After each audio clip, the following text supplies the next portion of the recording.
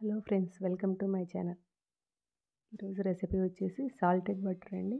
Salted butter ఇంట్లోనే ఎలా తయారు చేసుకోవాలో చూద్దాం. దీనికోసం నేను 10 రోజుల నుంచి తోడు పెట్టుకున్న మీగడ పెరుగు తీసి పెట్టుకున్నానండి.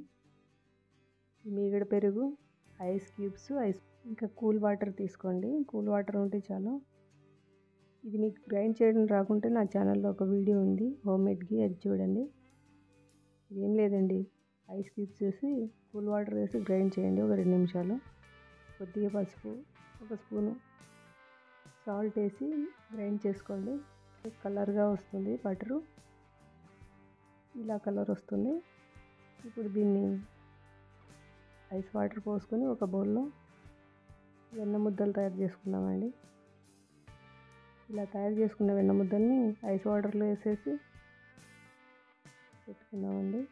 ఒక ప్లేట్ పెట్టి అందులో ఒక బటర్ పేపర్ పెడదామండి.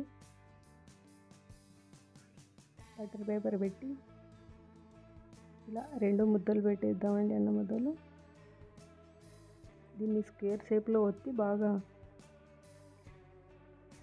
ఏదైనా ఒక బాక్స్లో అయినా పెట్టుకోవచ్చండి. నేను బటర్ పేపర్లో చుట్టి పెడుతున్నాను.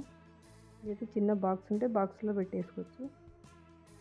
దీన్ని మనం స్పైసెస్ ఏమన్నా చేయాలనుకుంటే దాంట్లోకి వాడుకోవచ్చండి. స్నాక్స్ అలాగా బయట నుంచి కొనాల్సిన అవసరం ఉండదు, ఇంట్లోనే చేసుకోవచ్చు.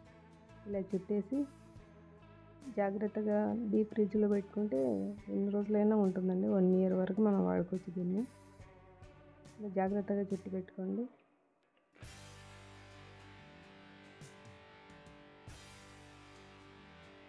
చూడండి, ప్యాకింగ్ నాకు సరిగ్గా రాదు, అయినా ఎలాగో ఇంట్లోకే కదండి చుట్టి పెడుతున్నాను అట్లా. మీరు ఒకసారి ట్రై చేయండి, ఎలా వచ్చిందో చెప్పండి.